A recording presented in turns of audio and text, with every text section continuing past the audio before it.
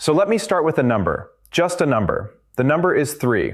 3 things. 3 specific, publicly stated, repeatedly confirmed things that the United States of America said were the entire reason this war was fought. 3 things that justified 4 months of airstrikes. 3 things that justified closing the Strait of Hormuz. 3 things that justified the deaths of soldiers, the displacement of 7 million civilians, and the single most disruptive shock to the global oil market since 1973. Those 3 things were: 1. The elimination of Iran's nuclear weapons program. 2. The destruction of Iran's ballistic missile arsenal. And 3. The dismantling of Iran's financial and military support for Hezbollah, Hamas, the Houthis, and every other proxy force Tehran uses to project power across the region. 3 things. That was the war aim. That was the stated objective. Now I want you to look at what Iran actually signed on June 15, 2026. The Memorandum of Understanding, the document that Trump signed at the Palace of Versailles at dinner with Macron that both sides are presenting to the world as the end of the war. Iran's ballistic missile program, not mentioned, not limited, not addressed, left out of the framework entirely. Iran's support for Hezbollah, Hamas, the Houthis,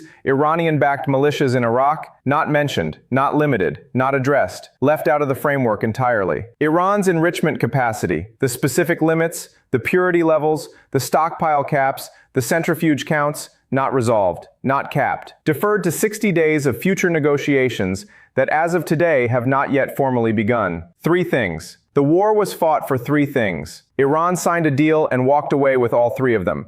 And when a reporter asked Trump directly in Paris about the missiles, why Iran gets to keep its ballistic missiles after America went to war specifically to destroy them, do you know what he said? He said, and I am quoting him directly, "If Saudi Arabia and Qatar and they all have some, I would say, in relative proportion, I think it's okay." I think it's okay. Hold on to that quote, because in the next 28 minutes, I am going to show you exactly what was and was not inside that 1.5-page document. I am going to show you what is sitting under a granite mountain in Iran right now that no bomb in the world can currently reach. And I'm going to show you why the 60-day clock that just started is not a path to resolution. It is a countdown to the next crisis. And here is what I want you to understand before we go any further. The question the mainstream media is asking right now is this deal good or bad? That is the wrong question. The right question is this: what did Iran actually give up? Because when you read the answer carefully, not the headline, the actual 14-point text, you will see something that neither side wants you to see clearly. You will see that both Trump and the Iranian leadership can stand at their podiums and call this a victory, and both of them will be technically correct for their domestic audiences. And that fact alone should tell you everything about the durability of what was just signed.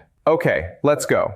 The first thing I need you to understand is the structure of what was actually signed, because this matters enormously. What the world is calling a peace deal is technically a Memorandum of Understanding, an MOU, approximately 1.5 pages, 14 points. And here is the first thing that should make you pause. Neither side released a physical copy of the document. What the world knows about the MOU's contents comes from a senior American official who read it aloud over the phone to reporters. The Iranians have not confirmed the American version of the text. Iran's state news agency, IRNA, published its own version of what Iran understands the document to say. The 2 versions are not identical. Think about that for a moment. 2 sides announce a historic peace deal. Neither publishes the actual text, and when you compare what each side says the document contains, the descriptions diverge. That is not how a binding international agreement works. That is how 2 sides tell their domestic audiences what they need to hear. But set that aside for now. Let me walk you through what the American version of the 14 points actually says, because there are real things in this document, and I want to be completely fair about that. Point 1, immediate and permanent termination of military operations on all fronts. That includes Lebanon. Point 4 and 5, the Strait of Hormuz reopens. Iran clears the mines it deployed within 30 days. Passage is toll-free for 60 days. The United States lifts the naval blockade. Point 10, Iranian assets are unfrozen, subject to implementation. Point 11, Iran gets sanctions waivers to resume crude oil exports immediately. And point 13, listen to this carefully. Reconstruction of Iran will receive at least $300 billion. At least. With the United States agreeing to provide all sanctions waivers and permissions required. Those are real concessions. The Hormuz opening is real. The oil flowing is real. The Wall Street rally of 1.75% on the Dow Jones and 2.54% on the Nasdaq the day the deal was announced. That was a real market response to a real event. I am not dismissing any of this. But now here's what the deal says about the three things the war was fought for. On nuclear weapons, Iran agrees to one thing. One single thing. It agrees not to, quote, procure or develop nuclear weapons. And it agrees to allow IAEA inspectors to return. That is the entire nuclear commitment in the framework. Nothing about enrichment purity limits. Nothing about how much uranium Iran is allowed to enrich and to what percentage. Nothing about stockpile size. Nothing about centrifuge counts. The MOU's nuclear language is, and I want you to understand exactly what I am saying here, weaker than the 2015 JCPOA. The deal that Trump spent years calling the worst deal in American history. The deal he withdrew from in 2018. The deal whose supposed inadequacy was used to justify this entire war. That deal capped Iran's enrichment at 3.67% purity and limited the stockpile to 300 kilograms. The MOU has no purity cap, no stockpile cap, no centrifuge limit, just a promise not to develop a weapon. On ballistic missiles, not in the document. On Hezbollah, Hamas, the Houthis, proxy networks, not in the document. And here's the piece that matters most legally. The MOU explicitly states that negotiations for a final agreement will be conducted exclusively regarding issues named within it. Exclusively. That word is doing enormous work in that sentence. Because if missiles are not named, and proxies are not named, and enrichment specifics are not named, then under the MOU's own terms, those issues cannot be brought into the final negotiation. The document has defined its own ceiling. And the ceiling is set below the three things the war was fought to eliminate. Now ask yourself, is that an accident? Is it a drafting error? When the most experienced negotiators in the American national security apparatus sit down to write a framework document for ending a 4-month war, do they forget to include the war's stated objectives? Or is the exclusion the point? I need to take you somewhere that most of the coverage of this deal has not gone. I need to take you underground. Literally underground, because you cannot understand what Iran did not give up in this deal without understanding what is sitting beneath a granite mountain about 1 mile south of the Natanz nuclear complex. The mountain is called Ku-i-Kolang Gazla, in English, Pickaxe Mountain. And what is happening inside it right now is the single most important piece of context for reading the MOU. And almost nobody in mainstream coverage connected these two things. Let me give you the background first, because you need to understand what was destroyed before you can understand what survived. Between June 2025 and March 2026, the United States and Israel struck more than 7,800 targets inside Iran. They used 6 B-2 stealth bombers to drop 12 GBU-57 massive ordnance penetrator bombs on the Fordo uranium enrichment facility. The GBU-57 is the largest conventional bomb in any military's arsenal. It weighs 30,000 pounds. It is the only bomb that can penetrate deep underground reinforced concrete. And IAEA Director General Rafael Grossi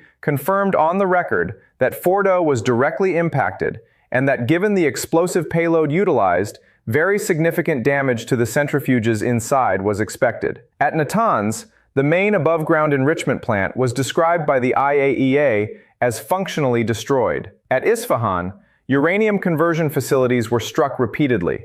The destruction was real. The numbers from CENTCOM on 7,800 targets were real. And Trump stood in front of cameras and said, quote, "We have totally destroyed their military." So far, so good for the American narrative. Here is where it starts to fall apart. Before the American bombs landed, Iranian state television reported that nuclear material had been removed from all 3 facilities prior to the U.S. airstrikes. Removed beforehand. I cannot verify that with absolute certainty. Neither can the IAEA, because Iran has not allowed inspectors inside the damaged sites since the attacks began. But here is what the IAEA Director General confirmed publicly in March 2026. Approximately 200 kilograms of Iran's highly enriched uranium stockpile are still stored in deep tunnels at a nuclear complex outside Isfahan, and additional quantities are believed to be at Natanz. 200 kilograms. Let me put that number in context. Before the war started, Iran had approximately 441 kilograms of uranium enriched to 60% purity. 60% enrichment. Weapons grade is 90%. The distance between 60 and 90%, the final enrichment step to weapons grade material, is technically the fastest and smallest step in the entire process. It takes days, not years. Before this war, Iran had enough material, if fully enriched, for multiple nuclear weapons. After the war, the IAEA confirmed that at least 200 kilograms of that material still exists in underground tunnels in facilities that international inspectors have not been allowed inside for over a year. 200 kilograms in tunnels nobody has inspected. And then there is Pickaxe Mountain.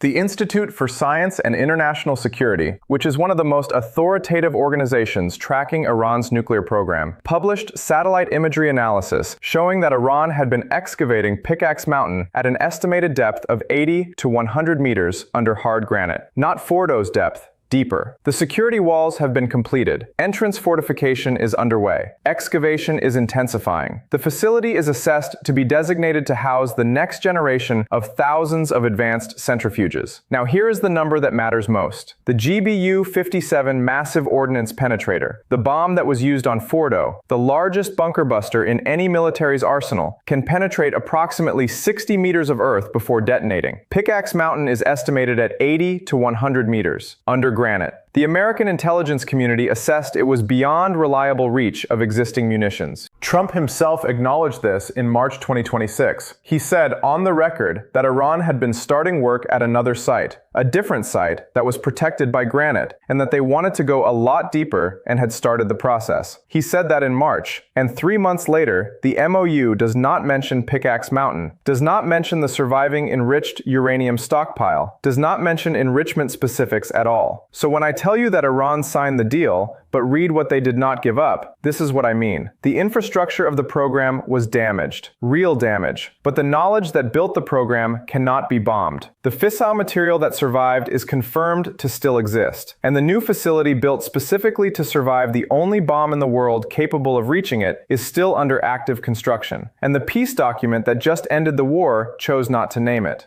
Now I want to look at this from 4 different angles, because the same event looks completely different depending on where you stand, and the gaps between those perspectives are where the real story lives. First, look at it militarily. From a military doctrinal standpoint, both sides in this conflict reached what strategists call a culminating point at roughly the same time. A culminating point is the moment in a conflict where further offensive action produces diminishing returns at an increasing cost. America had struck 7,800 targets. It had degraded Iran's surface-to-surface missile production capacity substantially. It had destroyed the Hormuz Eye network, the coastal radar and surveillance infrastructure that gave Tehran real-time visibility over every ship in the strait. These are real, measurable military achievements. But America also consumed approximately 50% of its Patriot missile interceptor stockpile, defending against Iranian drone and missile retaliation. Each $50,000 Shahed drone was intercepted by a Patriot, costing $1 million. Do that math. That is a 20-to-1 cost asymmetry in Iran's favor. And Patriot missile manufacturing timelines run to years, not months. Iran, meanwhile, had its economy strangled. 250% inflation, 7 million displaced. The Hormuz toll booth shut down. The humanitarian and economic cost was becoming politically untenable. Both sides ran out of easy moves at the same time. That is why there is a deal. Not because one side won, because both sides hit their ceiling. Second, look at it through the lens of the actual document language. IRNA, Iran's state news agency, said Iran will negotiate on the nuclear issue solely within the framework of the Islamic Republic's fundamental principles. Solely within their fundamental principles. And here is what that phrase means in practice. Iran's most fundamental principle on the nuclear question, the one they have not deviated from across 3 decades of negotiations, is the right to enrich uranium on Iranian soil. They did not accept zero enrichment in 2003. They did not accept zero enrichment in 2006. They did not accept zero enrichment in the 2015 JCPOA, which allowed some enrichment. They will not accept zero enrichment now. And the MOU, by deferring enrichment specifics to 60-day negotiations and using the phrase exclusively regarding issues named within it, has essentially locked in that position as the starting point for the next round of talks. Third, look at it economically. $300 billion for reconstruction, at least. Where does that come from? The MOU does not say. The U.S. Congress has not voted on it. Republican senators who describe the MOU as a disaster have not endorsed it. And yet, Trump signed the document at Versailles over dinner. The market rallied, the headline ran, and now there is a $300 billion commitment attached to a deal whose text neither party agrees on, with no funding mechanism, no congressional authorization, and no implementation timeline. The Dow Jones is pricing in the headline. The Dow Jones is not reading the footnotes. Fourth, look at it geopolitically. And this is the layer with the longest consequences. Trump said in Paris that Iran keeping some missiles in relative proportion to regional neighbors is, and I quote, okay. J.D. Vance at the White House press conference justified Iran's ballistic missiles as necessary for, quote, self-defense. Compare that to day 4 of the war, when Defense Secretary Pete Hegseth listed destroying Iranian offensive missiles and production facilities as a stated war goal. The thing America said it went to war to eliminate is now a thing the Vice President of the United States is defending Iran's right to keep. That is not a contradiction in the way that people are lazy or forgetful. That is a negotiating retreat that happened in public, on camera, while the deal was still being sold as a victory. And that retreat tells you something very specific about the balance of leverage that existed at the signing table.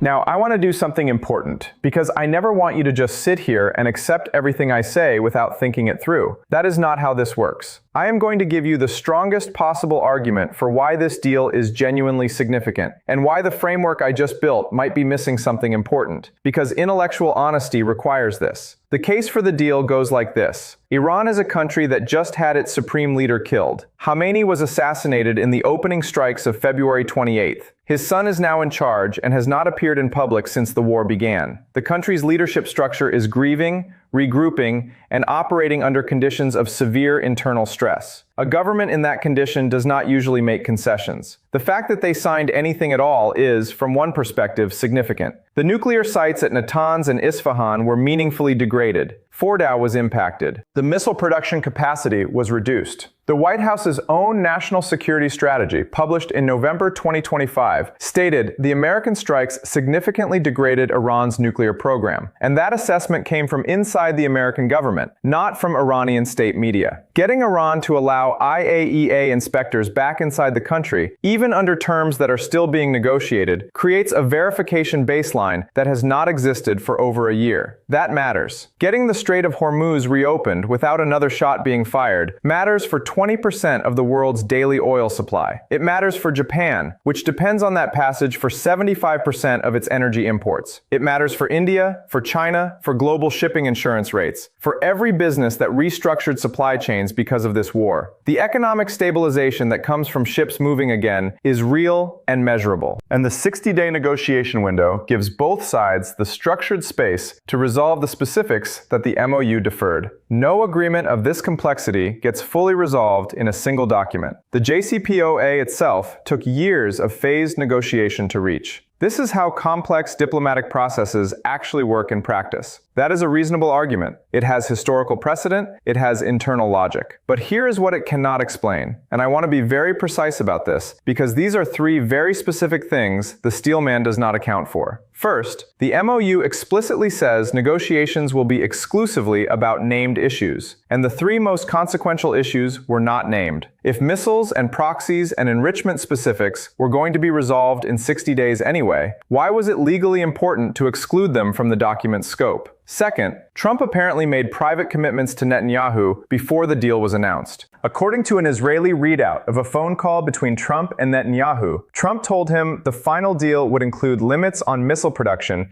and cessation of proxy support. Neither of those appears in the MOU. Trump signed a document that appears to contradict commitments he made to his own primary regional ally. That is not a drafting error. Third, the 60-day talks have already slipped. The Switzerland technical talks were scheduled for June 19th. They were postponed at the last minute on June 19th, 1 day in. The most difficult questions about the most dangerous conflict in the Middle East in a generation are supposed to be resolved in 60 days, and the clock slipped before it started. The math is unforgiving. It always is. And this is where I want to introduce the variable that every analysis of this deal is systematically underweighting. Because most of the coverage is framing this as a bilateral story, America and Iran at the negotiating table. And that framing misses the most structurally unstable element in the entire framework. Israel was not a party to the MOU. Israel did not sign it. Israel's demands, stated explicitly by Netanyahu, are what the Israeli government calls a complete package: zero enrichment, removal of all fissile material, verifiable dismantlement of enrichment infrastructure, destruction of delivery systems. Every single element of that package was either excluded from the MOU or contradicted by Trump's own statements in Paris. The MOU's point 1 says all military operations terminate immediately, including in Lebanon. J.D. Vance was asked about Lebanon at the White House press conference. His answer was that he still expects some conflict between Israel and Hezbollah there. The Vice President of the United States announced the peace deal while simultaneously saying he expects military conflict to continue in the country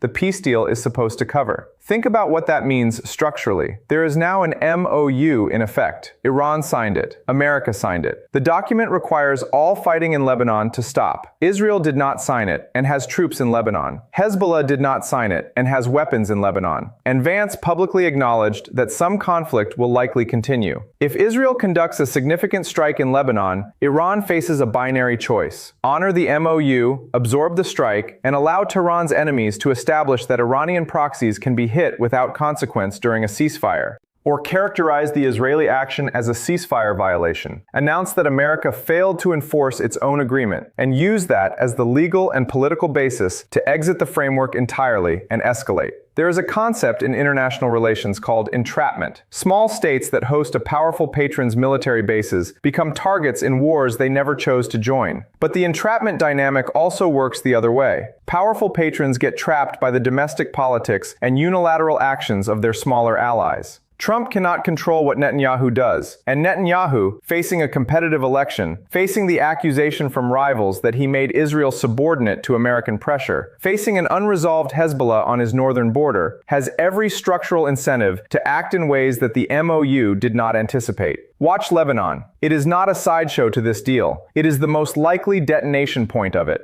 Okay, let me bring this all together now, because I think when you see the full picture laid out this way, the story is very different from what the breaking news cycle is telling you. What happened on June 15th, 2026 is this. Two sides that both reached their culminating point, both ran out of sustainable offensive options, both needed an exit, found a document narrow enough that each could sign it without conceding on the issues that matter most to them domestically. Iran kept its missiles and can point to the MOU to prove it. Iran kept its enrichment rights because the MOU's nuclear language doesn't restrict them. Iran kept Hezbollah because proxies are not in the document. Iran has at least 200 kilograms of highly enriched uranium sitting in underground tunnels that inspectors have not visited in over a year. And Iran has Pickaxe Mountain, a new facility being built at a depth that puts it beyond the reliable reach of every bunker-busting weapon in the American inventory. Meanwhile, America can say, the Hormuz is open, oil is flowing, the war is over, the market is up, and Iran agreed not to build a nuclear weapon. Both of those things are simultaneously true and simultaneously incomplete. And Iran's state media has already begun saying, in its own language, to its own audience,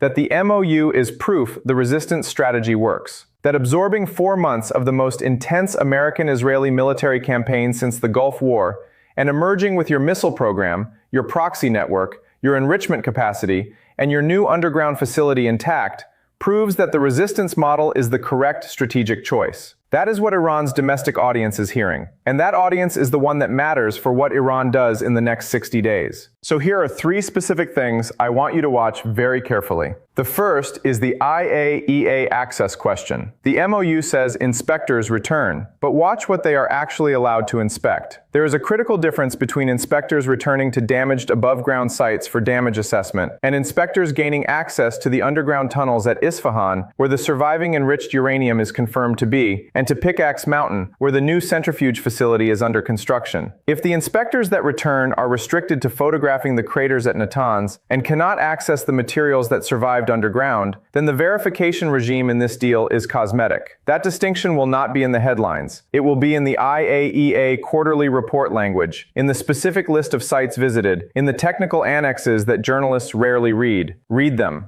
The second thing to watch is whether Iran tables the phrase inalienable right to enrichment in the Switzerland negotiations. Iran has used that phrase in every major nuclear negotiation for 20 years. It is the phrase Tehran uses to establish that the process of enrichment itself is non-negotiable before specific limits are even discussed. If that phrase appears in Iran's opening position, the 60-day window will not produce a final deal. It will produce an extension request, which will produce a third MOU. And that third MOU will start the same clock again. Watch the Iranian Foreign Ministry statements coming out of Geneva carefully. Watch not just what they say they want, watch what they say they will never give up. The third thing to watch is Trump's language. Right now, he is using the word deal. He is saying ships are moving. He is saying oil is flowing. He is calling it a success. He told reporters at Versailles, quote, "We got everything we wanted." Pay attention to when that language shifts. And it will shift, because it always shifts. Because the deal that was signed is not a deal that resolves the underlying tensions. It is a deal that creates 60 days to attempt to resolve them. If you hear the framing move from deal to pressure, from close to maximum force, from 60 days to no more patience, that is not rhetoric. That is the signal that the framework is fracturing, and we are entering a new phase of this conflict. Not the phase where strikes are diplomatic messages, the phase where strikes are the actual strategy. And pay attention to Netanyahu, because he is the variable that Trump cannot control. And an uncontrolled variable, inside a deal whose text is disputed, on a 60-day clock that already slipped before it started, with Israel still militarily engaged in a country the ceasefire is supposed to cover, is not a peace architecture. It is a very precisely set fuse, because he is the variable that Trump cannot control. And an uncontrolled variable inside a deal whose text is disputed on a 60-day clock that already slipped before it started, with Israel still militarily engaged in a country the ceasefire is supposed to cover, is not a peace architecture. It is a very precisely set fuse.